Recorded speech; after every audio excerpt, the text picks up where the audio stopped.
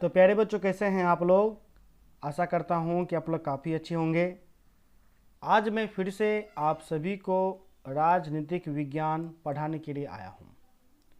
प्यारे बच्चों, राजनीतिक विज्ञान में मैं आप सभी को तीसरा अध्याय पढ़ा रहा हूं, जिसका शीर्षक है नियोजित विकास की राजनीति। मैंने तीसरे अध्याय को काफ़ी अच्छे तरीके से आप सभी को समझा दिया था।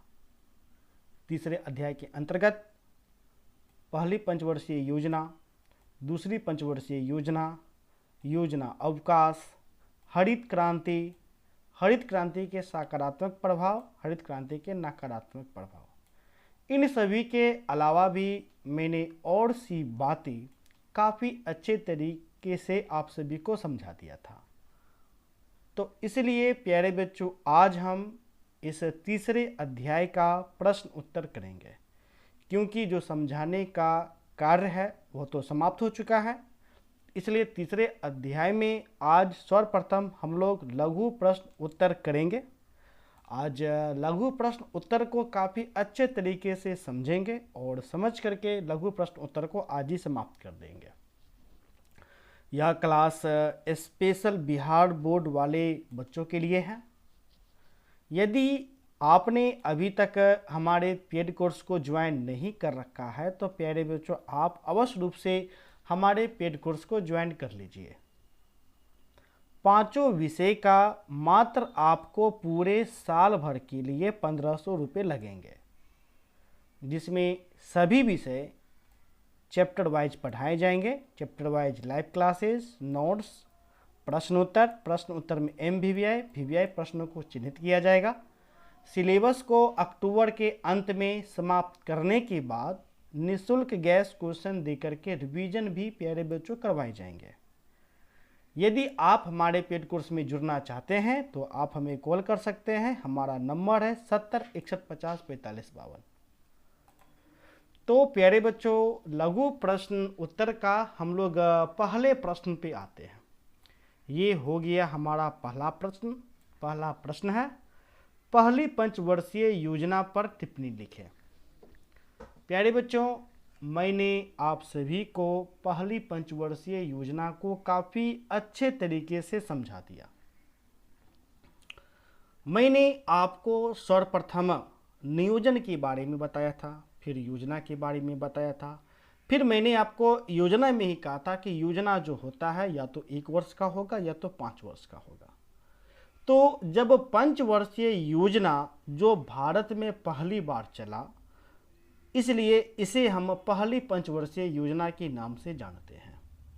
मैंने काफ़ी अच्छे तरीके से आप सभी को बताया था कि जो पहली पंचवर्षीय योजना है वह 1951 में लागू हुआ था। ठीक है, अर्थात पहली पंचवर्षीय योजना 1951 से लेकर के 1956 तक आपको चली थी। काफ़ी अच्छे तरीके से मैंने बताया था, यानी 51, 5, 56, चूँकि जो पंचवर्षीय योजना होता है वो तो 5 वर्ष का होता है। तो पूरे भारत में जो पहला पंचवर्षीय योजना था वो 1951 में लागू हुआ था। ठीक है, जिसका लक्ष्य था कृषि में वृद्धि, कृषि के क्षेत्र में विकास करना, कृषि पर ध्यान देना। कुल मिलाकर के कृषि ही सर्वे सर्वा था। काफ़ी अच्छे तरीके से मैंने आपको बताया था।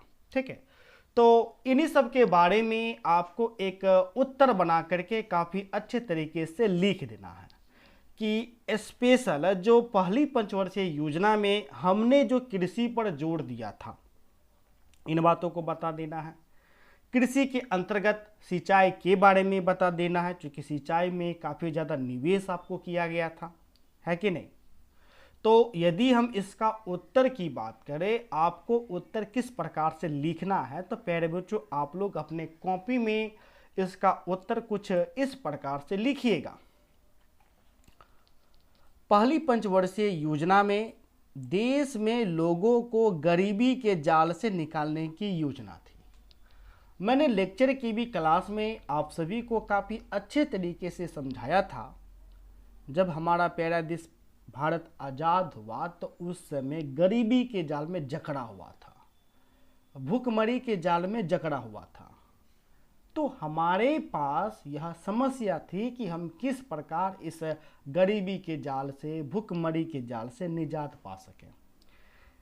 इन्हीं के लिए स्पेशल पहली पंचवर्षीय योजना में कृषि पर आपको ध्यान दिया गया था। ठीक है, तो पहली पंचवर्षीय योजना में देश में गरीबों को जाल से निकालने के लिए योजना बनाई गई थी। इस योजना में ज़्यादा जोर कृषि क्षेत्र पर दिया गया। किस पर दिया गया? कृषि पर, क्योंकि ज़्यादा जोर हम कृषि पर देंगे तो खाद्यान्न की समस्या दूर हो जाएगी। जैसे ही खाद्यान्न की समस्या दूर हो जाएगी तो भूखमरी स्वतः समाप्त हो जाएगा। ठीक है, अब इस कृषि पर जो हम लोग विशेष जोर दिए, इसी योजना के अंतर्गत बांध और सिंचाई के क्षेत्र में निवेश किया गया। यानी आज जो आप देख रहे हैं, बहुत सारा नदी है जहां बांध बनाया गया है, जैसे गंडक नदी, बूढ़ी गंडक नदी, वहां देखिएगा तो नदी के दोनों साइड बांध बनाए गए हैं। सिंचाई के क्षेत्र में भी निवेश किए गए हैं। ये सभी संभव हो पाया था पहली पंचवर्षीय योजना के तहत।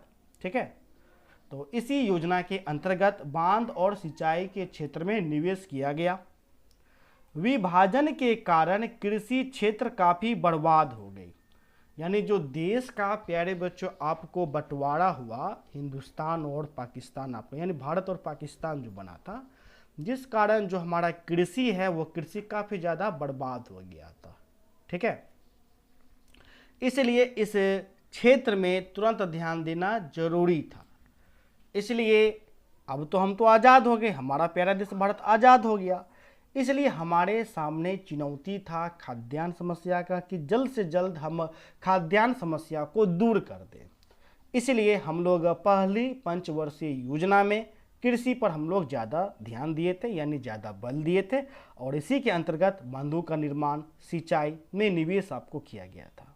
ठीक है, तो काफ़ी अच्छे तरीके से मैंने लेक्चर में भी समझाया था। यदि आपने लेक्चर की क्लास अटेंड नहीं किए हैं तो आप अवश्य रूप से कर लीजिए। तो प्यारे बच्चों, हम लोग आते हैं दूसरे प्रश्न पे। दूसरा हमारा प्रश्न है, योजना अवकाश का अर्थ बतलाइए। ठीक है, तो प्यारे बच्चों, योजना अवकाश, इसे भी मैंने काफ़ी अच्छे तरीके से आप सभी को समझाया था। मैंने कहा था कि पहली पंचवर्षीय योजना 1951 में आया। कब आया? 1951 में, जो कि 1956 तक चला था। दूसरी पंचवर्षीय योजना 1956 से 1961 तक चला। तीसरी पंचवर्षीय योजना 61 से लेकर के 66 तक चला। यानी लगातार 3 पंचवर्षीय योजना आया। ठीक है, 51 से 56 पहला पंचवर्षीय योजना जिस पर कृषि पर बल दिया गया था। 56 से 61 दूसरा पंचवर्षीय योजना जिस पर उद्योग पर बल दिया गया था। 61 से 66 तीसरा पंचवर्षीय योजना जिस पर फिर से आपको कृषि पर बल आपको दिया गया था। इन 3 पंचवर्षीय योजना के बाद भारत सरकार यह निर्णय लेता है कि आगे से अब वह पंचवर्षीय योजना ना निकाल करके 1 वर्षीय योजना निकालेगा। कितने वर्षीय योजना निकालेगा? तो 1 वर्षीय। इसलिए लगातार 3 वर्षों तक 1 वर्षीय योजना आया। चूंकि 66 तक तो पंचवर्षीय योजना था, इसलिए 1 वर्षीय योजना 66 से लेकर के 67 तक आया। 67 से 68 और 68 से 69, यानी 3 लगातार 1 वर्षीय योजना इस 3 वर्षों में आपको आया। अब ये जो 3 वर्षीय जो योजना है, यानी 1 वर्षीय योजना जो 1 साल के लिए थी, वो पंचवर्षीय योजना से भी काफ़ी बेहतर साबित हुई, यानी काफ़ी खराब साबित हुई। तो सरकार को लगने लग गया कि इस 1 वर्षीय योजना से तो लाख गुना अच्छा हमारा पंचवर्षीय ही योजना है। इसलिए अब हम 1 वर्षीय योजना ना निकाल करके फिर से पंचवर्षीय योजना अब हम निकालेंगे। चूंकि 3 पंचवर्षीय योजना तो निकल चुका था, इसलिए अब जो चौथा जो पंचवर्षीय योजना आया वह चौथा पंचवर्षीय आया 69 से। कब से आया? तो 69 से 74 तक आपको चौथी पंचवर्षीय योजना आया। जिस कारण प्यारे बच्चों, ये जो देखिएगा कि समय अवधि में जो 3 साल का जो गैप है, ये 3 साल का गैप पड़ गया, यानी कि जो क्रम है वो क्रम क्या हो गया? तो प्यारे बच्चों आपको टूट गया। इसी टूटे हुए क्रम को हम लोग योजना अवकाश बोलते। क्या बोलते हैं? योजना अवकाश। अर्थात इस वर्ष में पंचवर्षीय योजना ना आकर के 1 वर्षीय योजना आई थी, तो पंचवर्षीय का जो क्रम है क्रम टूट गया, पंचवर्षीय अवकाश में रहा, इसलिए इस अवधि को हम लोग योजना अवकाश के नाम से जानते हैं। इसे समझने में कोई दिक्कत? यदि दिक्कत है तो कमेंट करके आप लिख सकते हैं। मैंने इसे लेक्चर की भी क्लास में आप सभी को काफ़ी अच्छे तरीके से समझाया था। अब यदि आपसे कोई प्रश्न करता है कि योजना अवकाश का अर्थ बताइए, प्रश्न कौन करेगा? तो बिहार बोर्ड करेगा। तो आपको प्यारे बच्चों किस प्रकार से लिखना है, इसका उत्तर कुछ इस प्रकार से आप लोग लिखिएगा। तीसरी पंचवर्षीय योजना, यहां पर मैंने बताया, ब्रैकेट में भी मैंने लिख दिया 1961 से 66 के बाद क्रम में व्यवधान पड़ गया, यानी क्रम टूट गया। जो पंचवर्षीय योजना था वो टूट गया, ठीक है, व्यवधान पड़ गया, खाली रह गया, इसलिए 1 वर्षीय योजना बनी। क्या बनी? 1 वर्षीय योजना, यानी उचित ना होने के कारण पंचवर्षीय योजना को हटा करके 1 वर्षीय योजना बनी। जिन्होंने 1966 से 67, 67 से 68 तथा 68 से 69 की अवधि को ले लिया, ठीक है, यानी इन तीनों अवधि को ले लिया। 1966 से 67 अवधि लिया, 67 से 68 और 68 से 69 अवधि को ले लिया। चौथी पंचवर्षीय योजना 1969 से 1974 तक चली, ठीक है, यानी क्रम तो टूट गया। 3 वर्षों की अवधि में 3 वर्षीय योजना आई, ठीक है, 3 वर्षों की अवधि में 3 योजनाएं आई, ये योजनाएं होगा, 3 योजनाएं आई। पंचवर्षीय योजनाओं का क्रम ही टूट गया, यानी जो पंचवर्षीय जो योजना है प्यारे बच्चों, उसका जो क्रम है वो क्रम क्या हो गया? टूट गया। जैसे ये देखिए 1 से लेकर के 3 तक आपको क्रम में मिल जाएगा, 51 से 56, 56 से 61, 61 से 66, जबकि चौथी पंचवर्षीय योजना 69 से 74। तो देखिए 67, 68, 69 गायब हो गया। इसलिए जो पंचवर्षीय योजना का जो क्रम है प्यारे बच्चों, वह क्रम क्या हो गया? वह क्रम टूट गया, ठीक है। इसी को योजना अवकाश का नाम दिया गया, ठीक है ना प्यारे बच्चों, इसी को योजना अवकाश का नाम दिया गया। तो इस प्रश्न को समझने में किसी भी प्रकार का यदि दिक्कत है प्यारे बच्चों, तो आप हमें कमेंट करके अवश्य रूप से बता सकते हैं। नेक्स्ट हमारा प्रश्न है, हरित क्रांति से आप क्या समझते हैं? मैंने हरित क्रांति को काफ़ी अच्छे तरीके से आप सभी को बताया था, और जब हरित क्रांति को जब मैं बता रहा था तो हरित क्रांति बताने के बाद मैंने हरित क्रांति के सकारात्मक प्रभाव और नकारात्मक प्रभाव को भी काफ़ी अच्छे तरीके से आप सभी को बताया। मैंने आपको ये भी कहा था कि इस हरित क्रांति से 3 प्रश्न आपको उत्पन्न होंगे। पहला, हरित क्रांति से क्या समझते हैं? दूसरा, हरित क्रांति के 2 सकारात्मक प्रभाव बताएं या परिणाम बताएं, या तीसरा लघु प्रश्न, हरित क्रांति के 2 नकारात्मक प्रभाव बताएं, ठीक है। तो इस लघु में आपका जो प्रश्न दिया गया है वह प्रश्न है, हरित क्रांति से आप क्या समझते हैं? तो मैंने बताया था कि खाद्यान्न की समस्या को दूर करने के लिए भारत सरकार ने हरित क्रांति को अपनाया। इसके तहत क्या किया गया? इसके तहत आपको आधुनिक उपकरण का प्रयोग किया गया, कीटनाशक का प्रयोग किया गया, रासायनिक उर्वरक और खाद का प्रयोग किया गया, अच्छे किस्म के बीज का इस्तेमाल किया गया। परिणाम क्या निकला? परिणाम यह निकला कि खाद्यान्न में अचानक से वृद्धि होना प्रारंभ हो गया।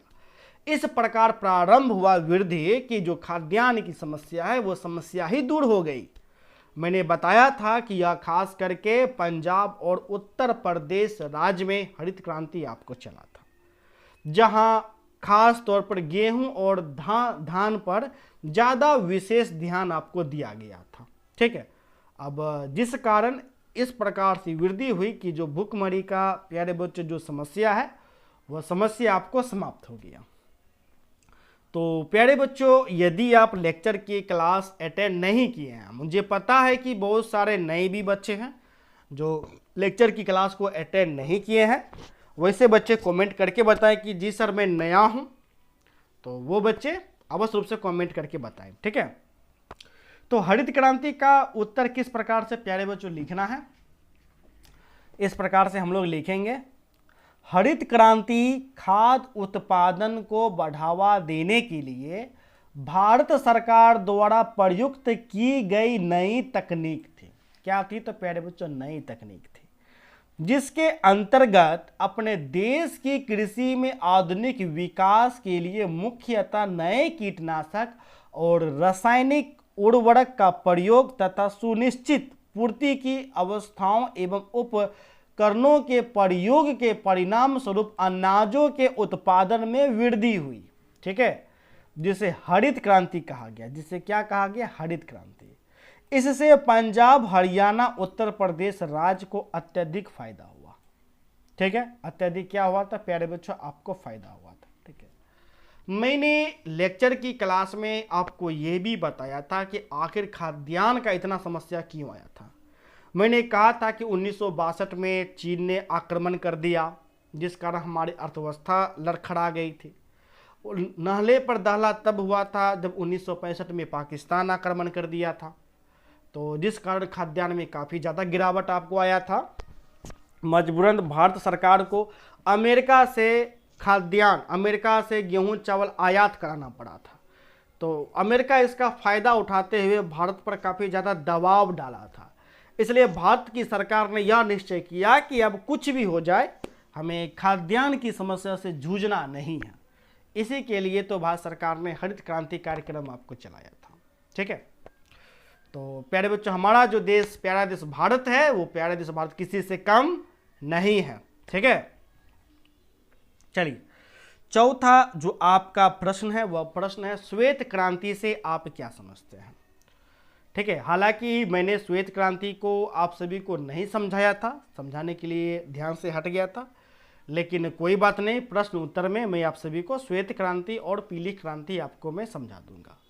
प्यारे बच्चों, श्वेत, श्वेत मतलब क्या होता है? उजला। अब उजला कलर से क्या तात्पर्य होगा? यानी दूध, ठीक है।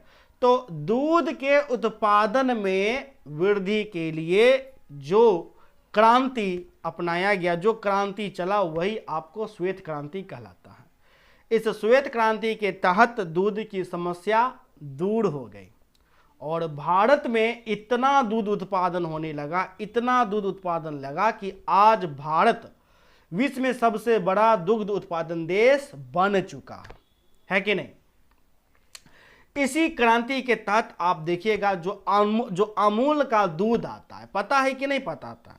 बिहार में एक तो सुधा का दूध आता है, एक अमूल कंपनी का आता है। तो उस समय जो अमूल कंपनी है वो इसी क्रांति के तहत आपको अमूल क्रांति को बनाया गया था। आज देखिएगा जो आपका अमूल कंपनी है, या अमूल का दूध आता है, अमूल का पनीर आता है, अमूल का बटर आता है कि नहीं आता है? कमेंट करके बताइएगा, ठीक है। तो श्वेत क्रांति को किस प्रकार से प्यारे बच्चों लिखना है, उसका उत्तर हम लोग देखते हैं, ठीक है। तो श्वेत क्रांति से तात्पर्य देश में दुग्ध उत्पादन में तीव्र वृद्धि के लिए किए गए सुनियोजित प्रयासों से है। कौन से प्रयासों से है? तो प्यारे बच्चों, सुनियोजित प्रयासों से है, ठीक है।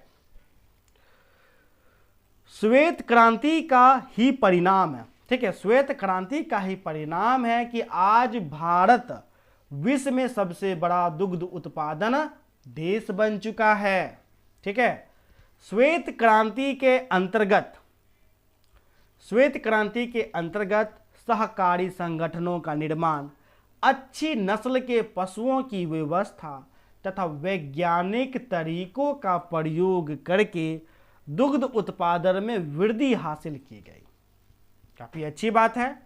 डॉक्टर वर्गीज कुरियन ने यह क्रांति शुरू की थी। कौन की थी? तो डॉक्टर वर्गीज कुरियन ने यह क्रांति अर्थात श्वेत क्रांति को शुरू आपको किया था, ठीक है। तो प्यारे बच्चों, श्वेत क्रांति को समझने में तो किसी भी प्रकार का कोई दिक्कत नहीं। इसलिए प्यारे बच्चों, अब हम आते हैं पीली क्रांति।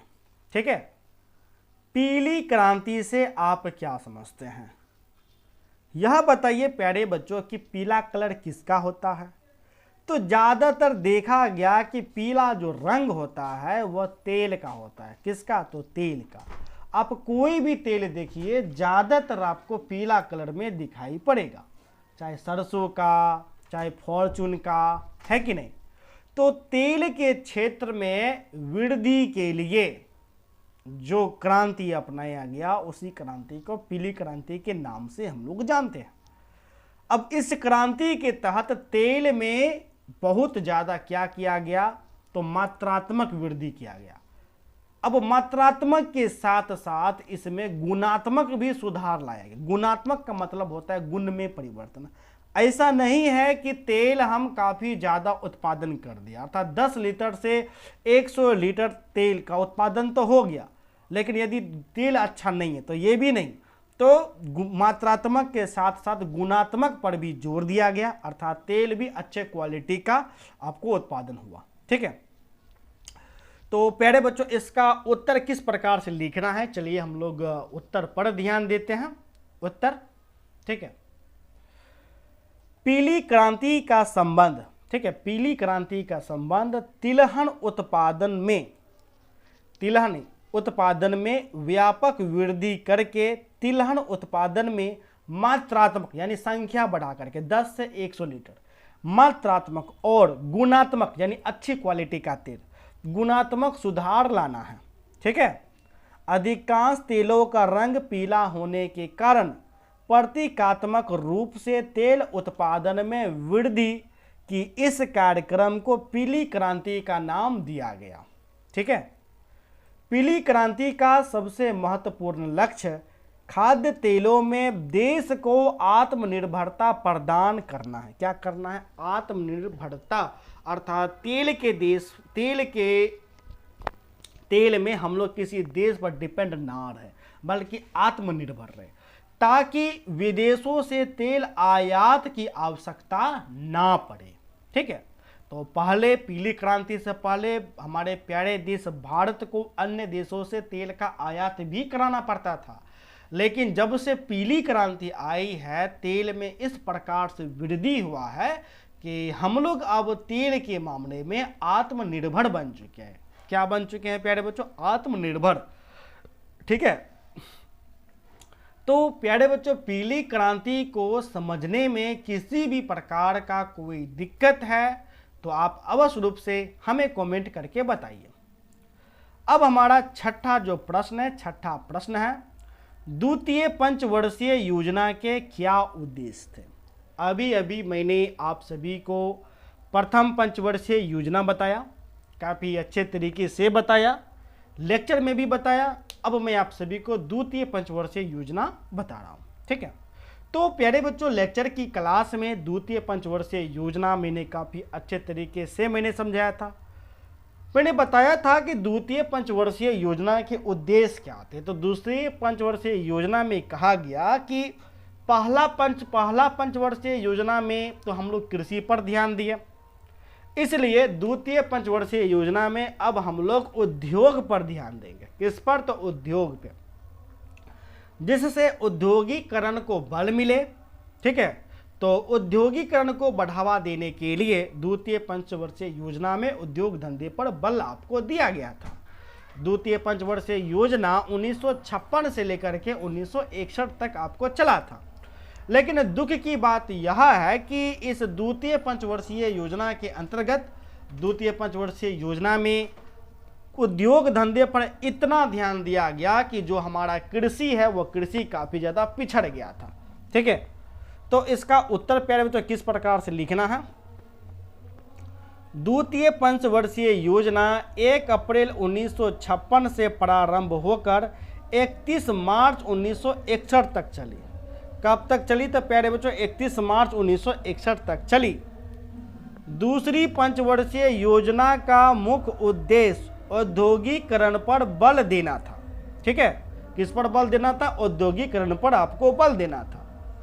इसमें यह स्वीकार किया गया था कि कृषि की तरह, ठीक है, कृषि की तरह उद्योग के क्षेत्र में भी यथाशीघ्र विकास होना चाहिए। क्या होना चाहिए? तो प्यारे बच्चों, विकास। अर्थात कुल मिलाकर के कहें तो द्वितीय पंचवर्षीय योजना के अंतर्गत हम लोग क्या देखते हैं? तो उद्योग धंधे पर, विकास पर बल हम लोग दिए। तो यदि पूछा जाएगा कि द्वितीय पंचवर्षीय योजना के क्या उद्देश्य थे, तो इनका उद्देश्य था कि उद्योग धंधे को बढ़ावा देना। ठीक है।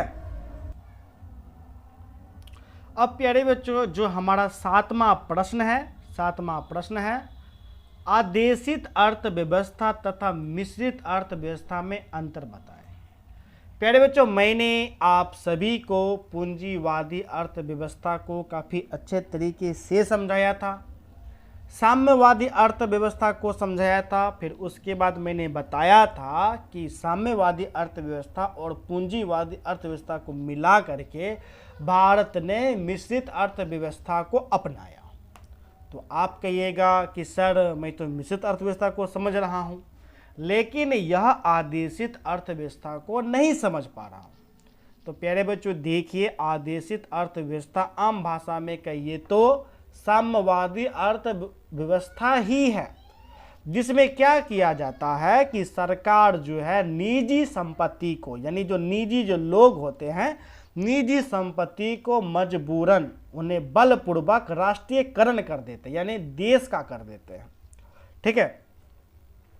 जैसे देखिएगा, आपने सुना होगा कि जब हमारा प्यारा देश भारत जब आज़ाद हुआ तो टाटा का उस समय ये एयरलाइंस आपको चलता था, तो उन्हें जबरन आपको जो है क्या करवाया गया था, तो आपको राष्ट्रीयकरण आपको करवाया गया था, जिसे पुनः फिर से रतन जी टाटा ने क्या किया था, तो आपको खरीद लिया। ठीक है। तो आदेशित अर्थव्यवस्था तथा मिश्रित अर्थव्यवस्था में अंतर पूछ रहा है। तो आदेशित अर्थव्यवस्था एक प्रकार का समाजवादी अर्थव्यवस्था, मिश्रित अर्थव्यवस्था समाजवादी और पूंजीवादी व्यवस्था का यह आपको मिक्स होता है। ठीक है। तो दोनों के बीच आपको अंतर पूछ रहा है। ठीक है। तो अंतर आपको कुछ इस प्रकार से जवाब देना है। आदेशित अर्थव्यवस्था साम्यवादी राज्यों में होती है। कहाँ होती है? तो साम्यवादी राज्यों में होती है। जैसे सोवियत संघ हो गया, यानी रूस हो गया। मैंने बताया था कि सोवियत संघ में साम्यवादी अर्थव्यवस्था है। ठीक है। चीन में भी देखिएगा तो साम्यवादी अर्थव्यवस्था देखने को आपको मिलता है। ठीक है। तो आदेशित अर्थव्यवस्था साम्यवादी राज्यों में होती है जहां निजी संपत्ति का बलपूर्वक राष्ट्रीयकरण किया जाता है। ठीक है। जहां निजी संपत्ति का बलपूर्वक राष्ट्रीयकरण किया जाता है तथा सारी अर्थव्यवस्था पर राज्य का प्रभुत्व स्थापित हो जाता है। क्या हो जाता है? तो राज्य का प्रभुत्व स्थापित हो जाता है। अर्थात कहने का मतलब है कि जो आदेशित अर्थव्यवस्था होता है, यानी एक प्रकार का समाजवादी अर्थव्यवस्था, साम्यवादी, यदि कोई निजी लोग है, इसका कोई कंपनी है, ठीक है, तो सरकार क्या करेगा? इसके कंपनी को घोषित कर देगा सरकारी, और वो कहेगा कि यह राष्ट्र निर्माण के लिए, राष्ट्र हित के लिए, और ये इसका राष्ट्रीयकरण आपको कर देगा। ठीक है। वो जबरन करवा देगा, बलपूर्वक आपको है ना करवा देगा। ठीक है। तो इसलिए ये जो संपत्ति है इस पर पूरा पूरा राइट हो जाता है, सरकार का हो जाता है। किसका हो जाता है? सरकार को हो जाता है। ठीक है। तो सारी अर्थव्यवस्था पर राज्य का प्रभुत्व स्थापित हो जाता है। ठीक है। कृषि को उद्योग पूर्णतः राज्य के अधिकार में होते हैं। अब जो कृषि को उद्योग पूर्णतः राज्य के अधिकार में होते हैं, स्टालिन ने सोवियत संघ, यानी जो आज का जो रूस है, आज के रूस को हम लोग पहले सोवियत संघ बोला करते थे। ठीक है। तो स्टालिन ने सोवियत संघ में इसी प्रकार की अर्थव्यवस्था स्थापित की थी। मैंने आपको अभी भी बोला कि रूस में आपको साम्यवादी अर्थव्यवस्था है। ठीक है। इसके विपरीत मिश्रित अर्थव्यवस्था में निजी संपत्ति वो उद्योग बने रहते हैं, जो कि निजी, जो मिश्रित अर्थव्यवस्था जो होता है जैसे कि भारत है, उसमें निजी संपत्ति और उद्योग आपको बने रहते हैं, जो कहते हैं बने रहते हैं। ठीक है। यद्यपि उन पर राज्य का कठोर नियंत्रण होता है, यानी देश का तो कठोर नियंत्रण होता है। सार्वजनिक क्षेत्र व निजी क्षेत्र में उद्योगों के बीच प्रतियोगिता चलती रहती है, किंतु सहयोग व समन्वय भी बना रहता है। भारत ने यही अर्थव्यवस्था अपनाई है। कौन सी अर्थव्यवस्था? तो प्यारे बच्चों, मिश्रित अर्थव्यवस्था। ठीक है। तो प्यारे बच्चों, यहां पर आपका सातवां प्रश्न आपका हो चुका है, इसलिए अब हम आते हैं आठवें प्रश्न पे। आपका 8वां प्रश्न है, बॉम्बे प्लान किसे कहते हैं। ठीक है, तो देखिए उत्तर इस प्रकार से आपको देना है। जैसा कि हम जानते हैं 1938 में कांग्रेस के अध्यक्ष सुभाष चंद्र बोस ने जवाहरलाल नेहरू की अध्यक्षता में राष्ट्रीय नियोजन कमेटी का गठन किया। तब मुंबई के कुछ बड़े उद्योगपतियों ने 1944 में अपनी योजना तैयार की। इसमें कहा गया कि भारत सरकार औद्योगिक तथा अन्य आर्थिक क्षेत्रों का विकास करे। क्या करे तो विकास करे। क्योंकि यह जो हुआ वह आपको बॉम्बे में हुआ, जो आज का आपका मुंबई है, इसलिए इसे बॉम्बे प्लान आपको कहा जाता है। इस प्रकार के लोगों के विचारधारा को हम लोग दक्षिणपंथी विचारधारा कहते हैं। मैंने दक्षिणपंथी विचारधारा आप सभी को बताया था, और मैंने ये भी बताया था कि वामपंथी विचारधारा को समझा दिया था, दक्षिणपंथी विचारधारा को मैंने समझा दिया था। ठीक है, तो दक्षिणपंथी विचारधारा के ही तहत ये आपको देखने को हमें मिला था। ठीक है ना, तो जिसे हम बॉम्बे प्लान के नाम से जानते हैं। तो 8वां प्रश्न प्यारे बच्चों आपका हो चुका है, इसलिए अब हम आते हैं 9वें प्रश्न पे। हमारा जो 9वां जो प्रश्न है वह प्रश्न है, भारत में नियोजन का मुख्य उद्देश्य क्या है। ठीक है प्यारे बच्चों, भारत में नियोजन का मुख्य उद्देश्य क्या है। तो सबसे पहले मैंने नियोजन को तो काफ़ी अच्छे तरीके से समझा दिया था। अब आप ही बताइए कि इस अध्याय में हम लोग नियोजन को पढ़ रहे हैं, तो यह तो जानना अति आवश्यक हो जाता है कि नियोजन का आखिर मुख्य उद्देश्य क्या होता है। हालांकि मैंने आप सभी को बताया भी था लेक्चर की क्लास में। तो इसका उत्तर कुछ इस प्रकार से लिखेंगे, भारत में नियोजन के मुख्य उद्देश्य निम्नलिखित है। ठीक है, भारत में नियोजन के मुख्य उद्देश्य निम्नलिखित है।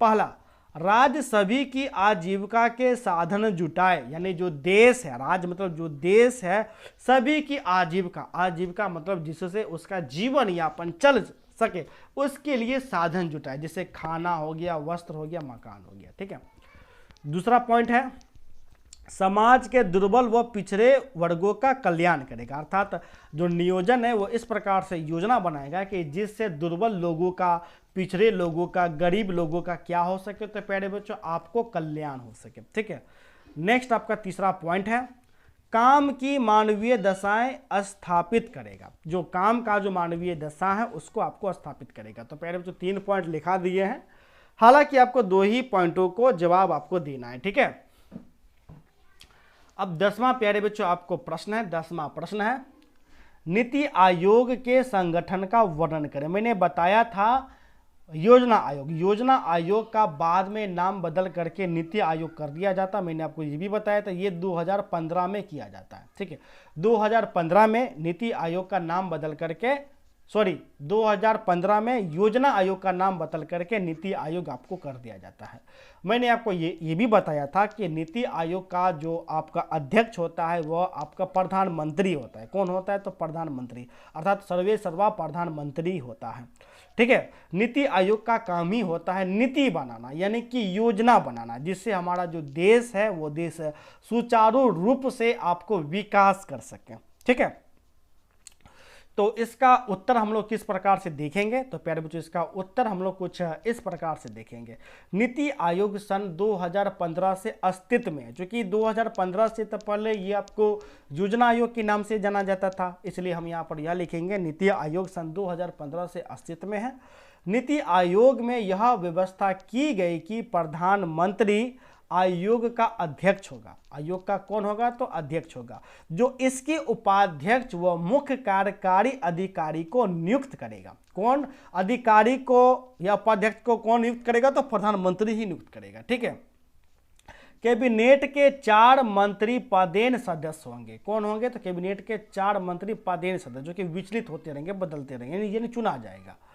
आयोग में 7 या 8 पूर्णकालीन सदस्य तथा 2 अंशकालिक सदस्य होंगे, जिन्हें प्रसिद्ध विश्वविद्यालय व शोध केंद्रों से लिया जाएगा। ठीक है, यानी कि जो प्रसिद्ध विश्वविद्यालय या शोध केंद्रों से ही आपको लिया जाएगा।